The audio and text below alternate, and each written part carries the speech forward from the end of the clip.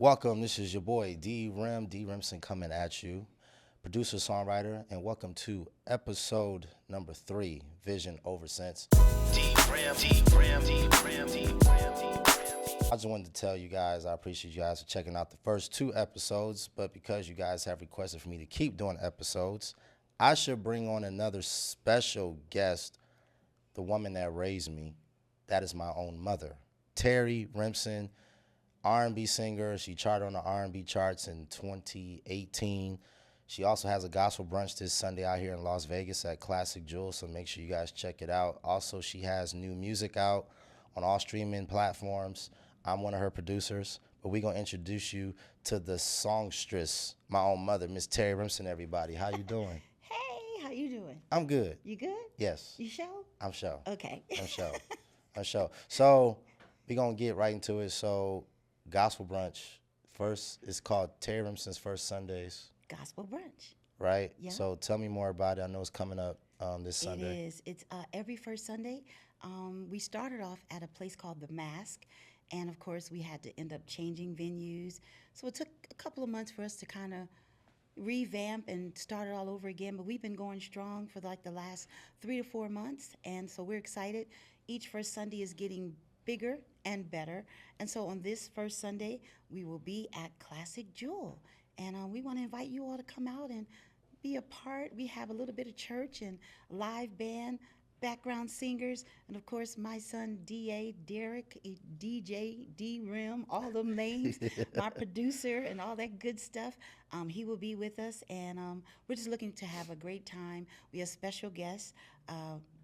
Tasha Nicole, we are going to have her. She's going to be our special guest, and so we're just excited about what the gospel brunch is doing. Yeah. Most definitely. So what made you want to start a gospel brunch out here? Well, there's a lot. We've only been here maybe a little bit over 5 years. Yeah. And I just found, I believe, my church home, which I will leave nameless right now, that I've been attending lately. But when I first got here, I just couldn't find a church home. And then in talking to different ones that live here in the city, they were saying the same thing. They can't find that church home. And so I was like, you know what? I'm a church baby. I love God, love the church. And so the Lord laid on my heart and pressed upon my heart to do something for those that can't find a church home, or those that don't want to go to a church home because maybe they have been church hurt, or they just don't want to go to a church home because, after COVID, or what did we call, not Yeah. COVID. Yeah, it's COVID. Okay, so after that, then a lot of people were misplaced. And so I said, you know what? I would love to do a brunch where we could just all come together and just no judgment zones, no matter what your religion is, what your background is, what your lifestyle is, just come together to serve one God for one purpose, and that's just to tell him thank you. And so he just pressed upon my heart to do it, and I really give God all the glory for giving me the tenacity to want to do it, and it's been great, and I'm enjoying it. That's great. So, question. So, you do R&B and you do gospel. I sure do. So if you had to pick and choose what your calling is between R&B and gospel, which one would you say? But do we have to pick and choose? I mean, like, which one would you say, like, where, I guess, like for me, when people say, like, if I had to pick a style of music that I love to DJ or I love to play drums to, I will always say gospel. Okay. Only because without gospel, I wouldn't be doing R&B, and I wouldn't be, without gospel, I wouldn't be doing R&B or hip hop or Okay. pop music. That's the Okay. vehicle. Okay. So I have to ask you, because you grew up listening to, well, you grew up singing jazz, Yes. you grew up singing R&B, Yes. and you grew up singing gospel. Yes. So I was just saying, like, if you had to pick one genre that happened to be the vehicle to everything else to make you a better singer, which genre of music do you feel like? Help me to be a Yes. better singer? Yes. I would say gospel. Gospel. Gospel was the vehicle to help me get to be able to do R&B and jazz. Okay, so when did you first realize music was your calling? Oh, wow. Let me see. Probably when I was in elementary school. Okay. Elementary school back in Oakland, California. They had talent shows going on at the elementary school. And of course, my mother, she's a national evangelist and a pastor, Maria Gardner Langston. Hey, Ma.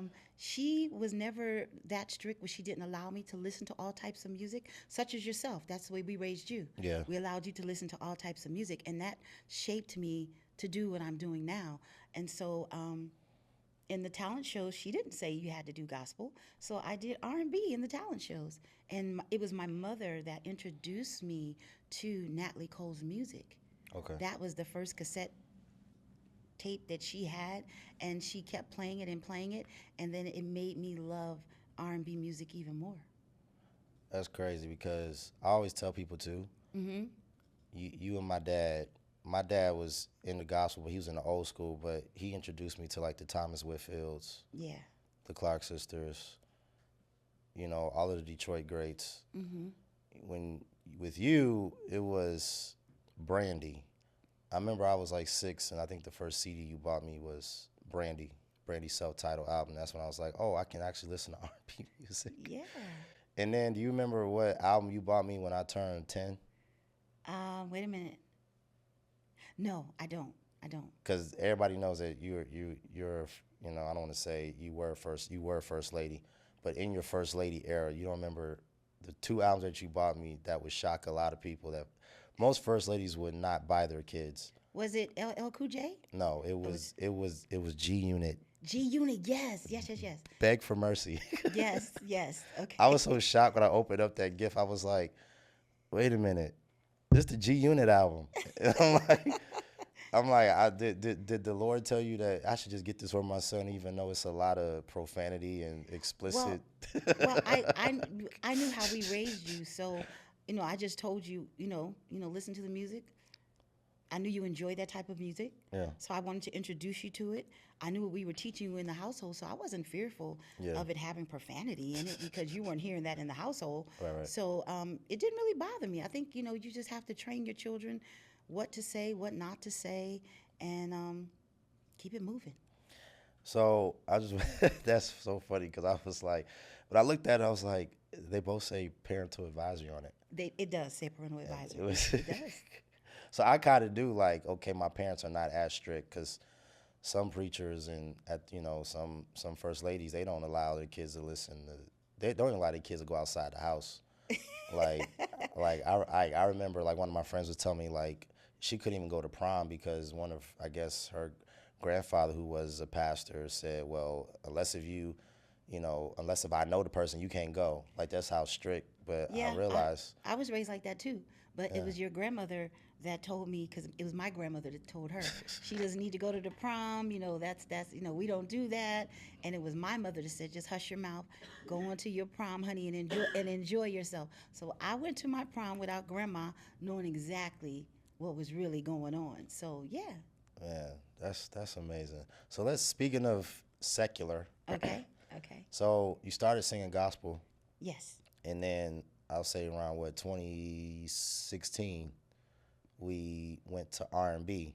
it was your So fault. it was my fault. It was your fault. So why was it my fault that I went to R&B? Because I presented to you a song called Blessing Me, and it was you that kind of went into the studio. You and Brandon Wimbush. Brandon Wimbush, we love you. And you all kind of made it a little bit more soulful. Okay. But you basically were working around me because you realized what I was liking, the music that I did like. Right. And after blessing me, the Lord spoke to me and was telling me that I could step out and be who I really wanted to be. And I just wanted to be an artist. I didn't want to label to say she's just a gospel artist. No, I'm an artist Right. that loves to sing about love, that wants to be able to touch the nation with the gift of love that I have. So again, I'll put it on you. It was your fault. I just want to. Well, I mean, I wasn't the only guy that produced this, so you like you said, you got to blame Brandon. Yeah. You also got to blame your other vocal producer because he sings in church and he does R&B. M bass. Yes. Yes, You gotta from blame him Atlanta. too. Yes, yes. Him too. Yes, I blame all of you. How about that? I blame all of you. Okay, so since we're on that, how do Okay. you balance being an artist and also being a vessel to ministry? I know what I'm true to. Uh huh. I'm not true to people. I'm Got true it. to God. Got it. And when you finally remove people out of the equation, then it can become a balance because it's a lifestyle. Gotcha. So it's not about how you dress, what you sing. This is me.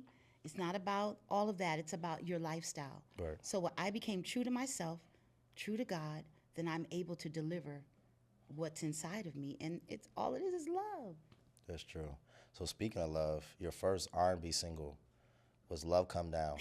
Yes. So talk about that. Like, why did you make that your very first single to start your R&B career? It was a suggestion from my publicist at the time. Okay. He was trying to find a song where everybody could relate to something similar or not similar, something familiar, Okay. because he was introducing me to the secular. And at that time, it was a lot going on. It was the LGBT community; they were going through a lot. It was black on black crime. It was crazy around that time Yeah, when we well, did yeah, that. it was. And he was like, "You need to get something where everybody's going to get up and be able to dance and just have a nice time, even at family reunions, family get-togethers." And he sent me a few songs, and "Love Come Down" really stood out. And I was like, "Yeah." He said, "What do you think about Love Come Down?" I was like, "I think that's a great song." And then once we got with M Bass and you all kind of changed the beat a little bit and gave it a little bit of, umph to it, put a little Terry on it, I was like, this is going to work. And so it was Love Come Down. But the funny thing is, once I did it, I didn't realize what people thought about the song because there's different meanings in people's head about the song. Yeah. That wasn't the meaning to me. Yeah. That's not what I gathered from Love Come Down. So, there's always songs where people have different perspectives on what it means and Yeah. what it was written as. But at the time, because of my innocence, I didn't look at the song in that manner, and I still don't. I still think it's a great song to dance to, and to get up and do a little two-step. I still love Love Come Down. Y'all should check the video out though. And cats be lying too, and they be trying to get a perspective on songs. Yeah, Especially okay. this generation, my Okay. generation, I should say. We Okay. just like they be talking about side chick and side dude anthems, and it's not really side chick, side dude anthems. Okay. Okay. Like this talk about sex, that's not what the song is talking about, guys. Like it's easy to, we got Chat GPT now. Like, it's like I used to hate people used to say Shaka Khan's Sweet Thing was a side chick anthem. Like that's not a side chick song. Like Okay. it's about, like it's about accepting a breakup, Carl Thomas and all that type of stuff. So Okay. I'm pretty sure, like they said about Rain by SWV, they thought that was a sexual song, and I'm like, I don't think that's what it means, but we just have nasty minded people today. So Okay. I'm pretty sure Love Come Down is a positive, like you said, the way you looked at it, that's how the song is. Yes. For all you nasty people out there Thank you. that's viewing Thank you this. very much. Okay. Just saying. And after that came Threads of Love. Threads of Love. Yes. So love happens to be like the dominant word. For me. Yeah. Yes, and it will always be. So when you write my next group of songs, because we're going back in the studio, right? We are. Yes, we are. It has to be something built around love, whether that's falling out of love, Yeah. being in love, going Right. through the process of breakup, finding new love. Finding new love. Yo. Cut. I'm playing joking. No, that type of, I want that type of perspective to always be a part of Terrie. So Threads of Love, oh my God. Yeah, we have to do a sequel for Threads of Love. Yeah. Okay. Yeah. So let's go to your music videos. Okay. So you have Sunset. Yeah. You have what's the other one? You have Anything, which is your single. Yes. It was a hit overseas. Yes, it was. And Love Come Down too. You did a single to that, which Yes. I'm going to talk about that because Okay. you sparked a lot of controversy I did. when Love Come Down came out. Yes, but we I kind of did. felt like it was kind of like, okay, she already did it. Let's leave her alone. Because once you put out everything else, it was like we ain't got nothing to say. Exactly. And then the last one you put out, the recent one you put out, was Out of My Mind. Yes. So if you had to pick out of those 4 music videos, which Okay. one was your favorite and why? I would say Love Come Down. Oh, that was your favorite one? Yeah. Okay. I think it was. Okay, explain. Because you picked the most controversial one. Okay, number one reason is because it was controversial. Mhm. Okay. I love to be the topic of things. No, it was controversial, number one. It was my first video. Okay. Then it was shot in Atlanta. At the time, I had a publicist who you helped direct it. There were some creative things that were done within that video. Um, and I'll always remember it because it was the first. You always remember your first, right? First Yeah, love, yeah, all that kind of sure, thing. Yeah, sure. yeah, And yeah, some of us want to forget that, but yeah, amen. Yeah, you're right. yeah. I loved it. You Yeah. left the first one. Yes. I mean, like, also, so you said because it was shot in Atlanta, like, so Yes. wait, so did you love the controversy about it too that came with it? I did. At the time, um, I was a little perplexed, but because I knew that I had spoken to God about what I was going to do, when people started talking, it didn't really bother me long. It was just a quick little, almost like a gnat. It was irritating. But then after a moment, I had to realize, I'm in clearance to do this. I done already had a conversation with God. You all were not a part of that conversation. And I was happy about my accomplishment. That takes a lot of tenacity, and you have to be strong to go from doing, at that time when I did it, go from my background and my pedigree from that to R&B.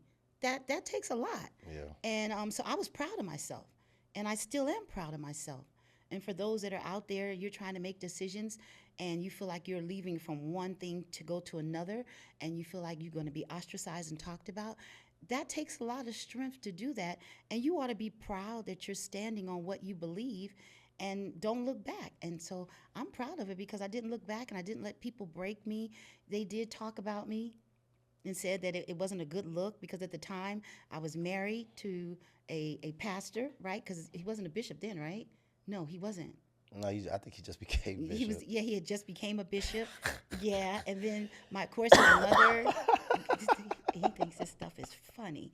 And then my mother, of course, my mother is nationally known in the Church of God in Christ. So they was like, they were trying to still pin all that on me.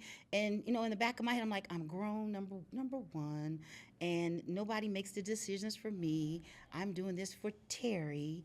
And so, I'm proud of myself that I did not allow people to make me look back Yeah. and change my mind on the decision that me and God had a conversation about. Right. And the funny thing about it is at the time, Bishop supported it.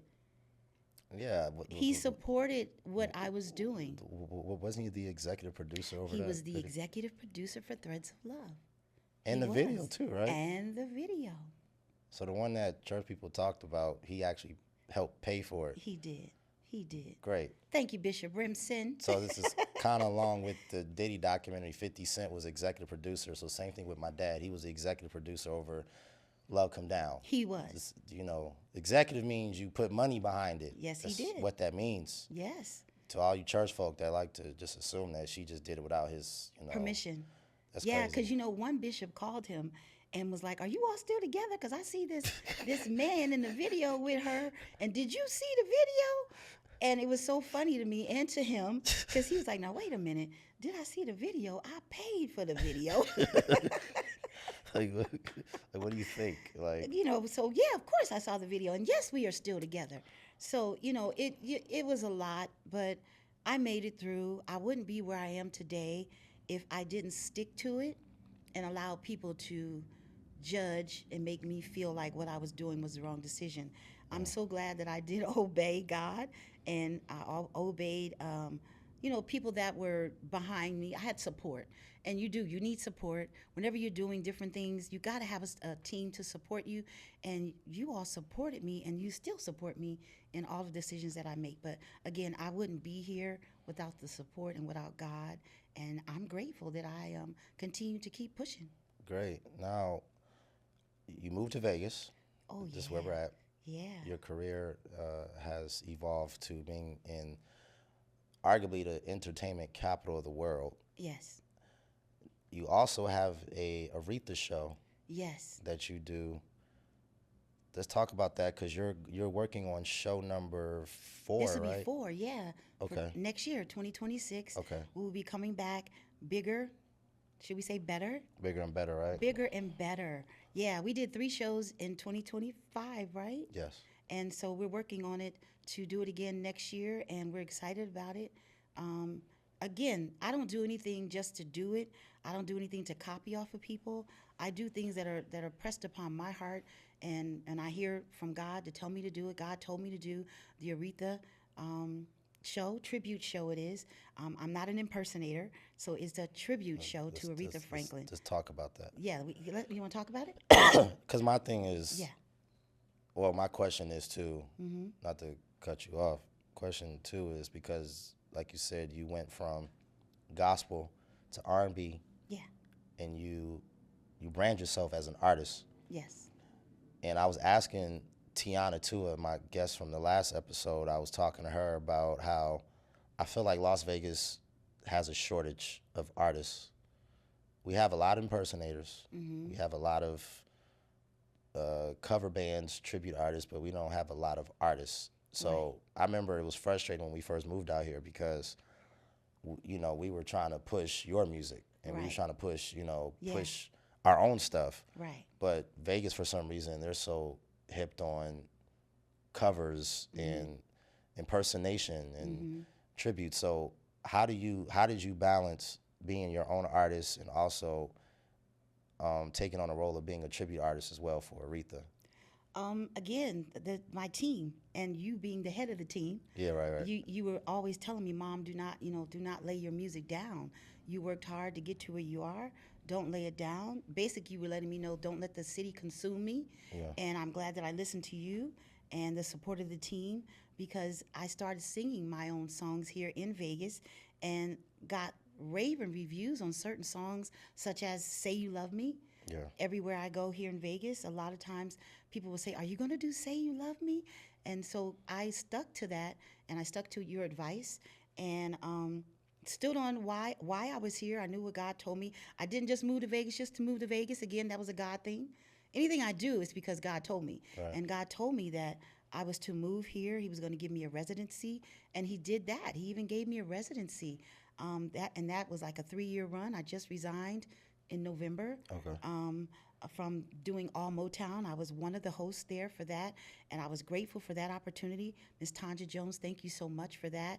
And I just resigned because God was telling me it's time to move on because I have some other things that I need for you to do. So Right. it wasn't hard for me because, again, if you have a supportive team and you have a relationship with God and you know His voice and you continue to trust Him and listen to Him, you can't make any mistakes. So to me, the transition was very easy. And I'm the type of person, I'm going to do what I feel led to do, whether people agree with it or not. And finally, you will understand it. As they say in the church, you will understand it better by and by. That's true. So what do you think is missing in so yeah, what do you think with the artistry, what do you think is missing with today's artists that you have learned being around both of your vocal producers? I happen to be the third, but she doesn't listen to me that much as she does her other two. But like, what do you feel like is missing with artists today? Being authentic. Oh, okay, that's a good one. You have to be authentic. Everybody is trying to come out sounding like somebody. And that's one thing I always prayed. Now, you can say that you hear different people in my music when I sing in my tones or whatever, but one thing people will have to say, Terrie has her own style. That's true. And I just feel like you just have to be authentic. You can't mimic and sound like anybody. You have to be yourself. Study your craft, which is something you stayed on me about when I first decided to make the transition. Now, when I say transition, no, I didn't leave God and I didn't leave gospel, but meaning going into the jazz and into the R&B. Because many people will say, "Oh, she left God, she left gospel, she don't do gospel no more. She done left the church." No, I didn't do neither or either, whatever word you want to use. I still do gospel because I love gospel. That is my foundation. That is, what I believe in. And so I'll never leave that. But I'm going to definitely expand, and I'm definitely going to always do gospel, R&B, jazz, maybe a little bit of pop. I don't know what the producer over here is thinking about for the next album. We have ideas. So, I just say you have to Heavy metal. Heavy metal? I'm joking. Okay. I just say you have to be authentic because there's too many people out here sounding like other people. And I don't want to sound like really anybody. I want to sound like Terrie. Well, I'm gonna tell you this because that's why I love your Aretha show, Okay. and I'm gonna start it's gonna sound like I'm starting controversy, but Okay. because I do know some people was trying to give you advice on how your show should be just because they saw somebody else's show. Right. But I've learned too that's a pattern here in the city. Yeah. Sometimes people, they'll see somebody else's stuff and they feel like, yeah, well, this is how such and such did it. This is how such and such did it, and that's not how I want to do it. Right. Exactly. That's why I like how you do your Aretha show because it's Yeah. different, and it's Yeah. like, why would I spend money on the same thing when I can just get it one time?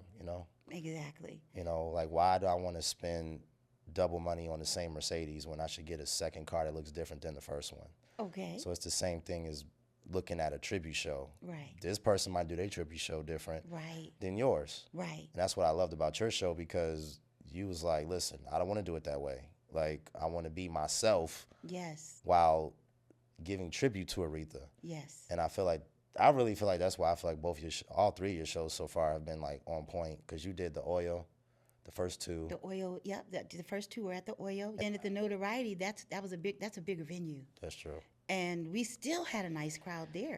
There are other Aretha shows that are here in the city, and one of the young ladies that do it, she's a friend of mine, and all respects to her because her show is totally different from mine, but she has a different audience.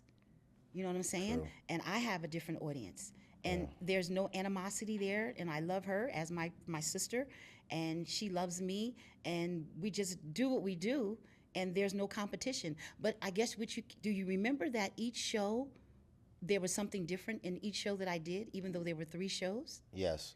And I do remember you was saying that you don't like stuff being the same. No, I don't like stuff being redundant. Because some artists are like that. Yeah, when they yeah, tour, yeah. they like, I don't want the same show like we did last time, and it might be the same songs, but Exactly. at least add an extra feel or something. Something. So even though you all may have seen the first, the second, and the third, the fourth one is going to be even more enhanced Okay. than the third one. Yes. So, I just don't like being redundant or things being the same, even with the way I carry myself, my looks, my dressing. Things have to be different. Something has to be different because that's just me. And to me, that's what makes you a great artist. When you don't look like others, act like others, do the same thing as others, and you always try to come back with something that has enhanced or you've grown and matured, so you try to change the look. And that's what I like about you as a producer, because even though you do produce for me, each song, you can tell where you have grown. After we left Threads of Love, then you started producing and making other songs for me as well, like, what was it? It's Not Worth It. What was the other? Give Me Love. Give Me Love. Yeah. And so those were a different feel than Threads of Love. Right. Yeah, I agree with that.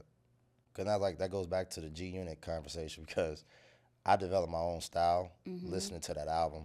Okay. Because when I was doing shows, TV shows, and movies, the music supervisor would tell me, like, we need some more, like, G Unit, Dilla, like, gangster music. And I'm like, what? Then I go back to my foundation of production is because you bought me that G Unit CD. But I tell a lot of y'all, man, like, what they say, train up a child in the way it should go. And when he is old, he will not depart. Hallelujah.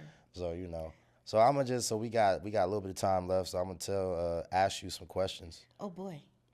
This is a fun game. Oh boy. I play with a lot of my guests. Okay, now listen now. I don't think it's quick and on point as a lot of your guests, so you're gonna have to be kind to me, okay? No, it should be fun. Okay, let's go. All right, so name your top 5 Oh boy. favorite R&B singers of all time. Of all time, Yes. Michael Jackson, Patti LaBelle, Wow. Aretha Franklin. Wow.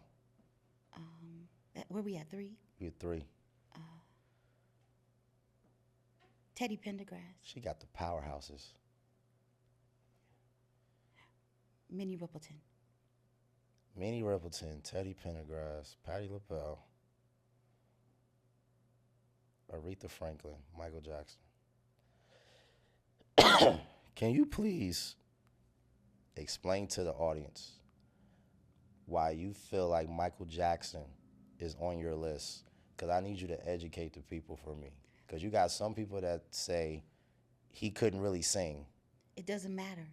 So I need you to really educate these people on Michael Jackson's greatness as a vocalist, please. Some of the greatest singers that are even alive today aren't great singers. I should say great artists. Right. Are not great singers, but they're great writers and producers. True. And then if I could feel what you're singing about, and then the music is like you're giving me chords that nobody else would think of, and arrangements, what? Yeah. So, I left out Mary J. Mary J. is to me is a perfect example where people say she really can't sing, but she can write, and the producers are doing a doggone good job. And I would listen to any of her music because you can feel it. That's education, guys. Because I used to, when I hear I Can Love You, Oh yes. I used to always debate people. I'm like, can nobody else sing that song but her? No. When you go to any open mic or anybody do cover songs, everybody sing Mary J. Blige. They never touch I Can Love You because nobody can sing that song but Mary J. Blige. Nobody. That means that she is good at what she does. Absolutely. Keisha Cole, everybody can't That's sing another love. one. That's another one. I be hearing people sing love, and I be like, y'all sound terrible. Y'all stay talking about how Keisha Cole sing. Like, That's another one. Nobody can mimic her. Keith Sweat is another one. They're not the greatest singers, but you can't ignore the penmanship and how creative and how you feel what they're singing about. that's facts. Yeah. So we went to R&B. So now let's go to gospel. Oh boy, here we go. Who your Okay. top 5 favorite gospel singers of all time? Well, all the Clark sisters, including Aunt Jackie, all of them. Okay, so we gonna put that in one. Okay, Clark sisters. Clark sisters. Yes. yes. Let's see. Kim Burrell. The late Daryl Coley. I forgot about Uncle Daryl. We on 3 now? Yes. Okay, let's see. I love Jonathan Nelson. I'm sorry. Jonathan Nelson. Okay. One more? You got one more. Oh man. Leandria. That's my favorite too. Okay. I love how you put Uncle Daryl in there. Absolutely. You can't leave Uncle Daryl out. Well, that's your hometown though, cause you from Oakland, right? Yes. Okay, yes, that's hometown. Yes. So yeah, you gotta. Okay, so you mentioned one from Detroit, one from. Well, I don't want to say you from Philly, cause. Well, I'm not from. I was born in Oakland, California. Yeah. And then I left Oakland at age 10 and moved to Philadelphia. Cause you went to Overbrook, right? I went to Overbrook High. And everybody's saying that sounds familiar. Will Smith. That's the high school Will Smith went to. Yeah, talk about your friendship with Will. Yes, I was friends with Will. Of course, Will graduated a year before me. Okay. I was a music magnet, and I believe he was a scholar student, if I can remember. Okay. And yes, I was friends with Will Smith. Yeah. Wow. So you named Patti LaBelle, who's from Philly. Yes. You named the Clark sisters from Detroit, and then you Yes. named Uncle Daryl, who's from the Bay Area, Yeah. right? Mm-hmm. He's from Oakland. Oakland, right? Because he. Yeah. Now, which church did you guys go to? Which church did he go to?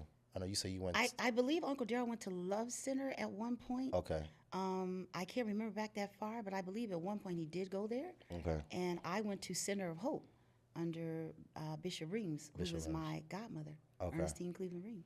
Yeah, I listen. I remember either you bought me Bible Stories by Donald Lawrence. You had me play, and I remember I played When Sunday Comes, and I was like, this is like the greatest male gospel singer of all time, in my opinion. Yes. And then you had me hooked on all his stuff, the In My Dreams album, Yep. Beyond the Veil, and then you had me go way back. Was it Just Daryl? Yes. The first project. I'm And like, you still listen to that stuff now? I still listen to it now. Yeah. I still play Harder to Matter like it came out yesterday. Yeah. He That Dwelleth, I play all of that stuff. That's how I became a fan of Kevin Bond. Oh, okay, right. Because I used to listen to the Hawkins. Like, it's funny because you got me into the West Coast gospel, like the Western side of it, like Yep. the Hawkins and the Daryl Coleys and the Tremaines. So I started to learn music from that side and the Mike Burrells and, Yeah, yeah. I remember the West Angeles tape. I think Yes. you bought that for Oh, me. you used to love that tape. I used to play that like crazy. So that's when I was a fan of Judy stuff. Yes. And then my dad got me into the Detroit stuff. So that's when Right. I was a fan of like all the Chicago and Midwest people, Yeah. the Ricky Dillards. Yep. Like I said, we was talking about, who we talking about, the Clark sisters, Thomas Whitfield. And then, of course, back to Chicago because, he has preacher friends out there. So I Right. started listening to Bishop Trotter. Yep. So I got the best of both worlds. You did. The Lord You is did. good. But Yes, she he was the only person that allowed me to listen to R&B and hip hop and rap music. Yeah. She literally bought me Slum Village and she brought me. It was just crazy. So I want you to tell the people again, because I know your gospel brunch is coming up Yeah. first Sunday. Tell me about the location, because it's not at a church. It is definitely not at a church.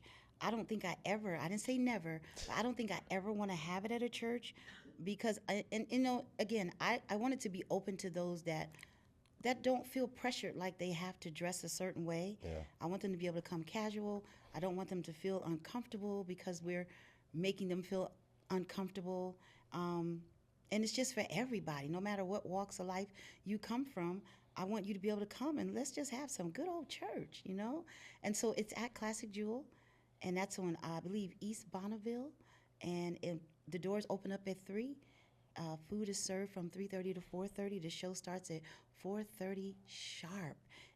Live band, background singers, and we're just expecting to have a great time. If you don't want to eat the food and you just want to come for the show, they're both $20, total $40. So if you want to do the food and the show, that's $40. If you just want to do the show, that's $20. But just come out and just be with us just to have some good church. Yeah. Got you. So also, I think you're the first. Aren't you the first person to have a gospel brunch at a club lounge? No, I believe there's at a club lounge. No. I believe there's somebody else here that had theirs at something like a club lounge. Yes. Yes. You're making history. I'm not the first though. I mean, you're making history because the last one that we did, you was laying hands on people.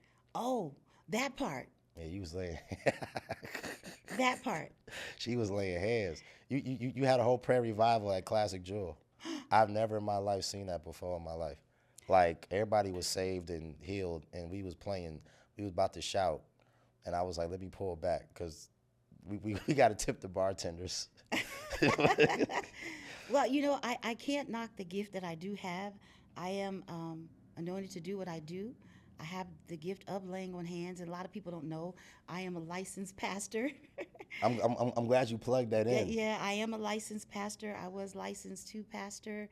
I'm just not out here willy-nilly doing things that I haven't been licensed to do or called to do. Because sometimes people say, well, you don't have to be licensed to do it. Well, but some people, you got to let that be known. Right. But I have been called to do what I do. And, yeah, so God did use me to lay on hands. And, and if he uses me to do it again, I will do it again. Yeah. Most definitely. So you hear it now. Make sure you guys come out. How much is tickets, by the way? Well, it's $20 for the brunch. Okay. And $20 for the show. So total it's $40. But if they don't want to come for the brunch and they just want to come for the show, that's $20. Cool. And then the brunch starts at? The brunch is at 3:30. Okay. To 4:30, and then the show starts at 4:30. 4:30. So y'all heard it here, okay? Make sure you guys come out to Classic Jewel, Terrie Rimson's first Sunday gospel brunch. Yeah. It's going to be on and popping. We got special guests coming out. Tasha Nicole. She's a powerhouse. And where's she's from again? Wait, Milwaukee. I believe she's from Milwaukee. Yes. Oh, yeah, we got some Midwest people coming into the building, so make sure y'all come out. This is my mother. Y'all requested her to come on the show. This is episode number 3.